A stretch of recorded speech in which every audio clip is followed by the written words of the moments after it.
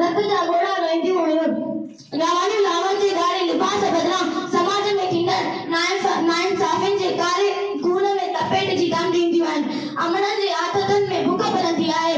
पीउ जी अचनि फिंबड़ियुनि में वजूद खे वॾींदड़ नज़ारा ॾिसण वेंदा आहिनि। जनाब आला मूंखे रोअण थो अचे। जनाब आला रोअण त मूंखे उन्हनि माण्हुनि ते थो अचे जंहिंखे के ग़रीब जी ज़िंदगी का मुआयना नथी रखे। ग़रीबनि खे ख़ाली ॾंडनि आसन ऐं ॻाल्हियुनि जे कुझु बि न ॾिनो। अहिड़नि बेहस किरदार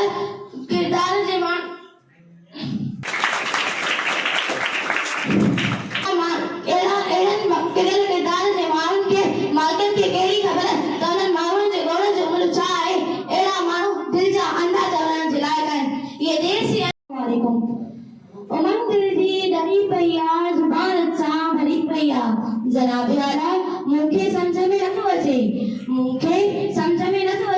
तव्हां अवां जे साम्हूं कहिड़ो हाल पेश करियां, कहिड़े मौज़ूअ ते अवां सां ॻाल्हि ॿोल करियां। पंहिंजे भाग ते रहिजी या समाज जी सितम तरफ़े ते रहिजी या मुआशरे जे अजल मेहंदीअ जी ॻाल्हियूं कर ॾाढनि खे वाक़ुफ़ करियां। जनाब आला अॼु दिलि जो दरिया छो जो वही रहियो आहे, जंहिं जूं लारियूं बेताब बेचैन साह खणी रहियूं आहिनि। छो त पंहिंजे देश जड़नि जी दरबदर बेसहारा पटनि ते लुछंदे ॾिठो अथनि। हिननि अखियुनि खां उहे मंज़र ॾिठे नथा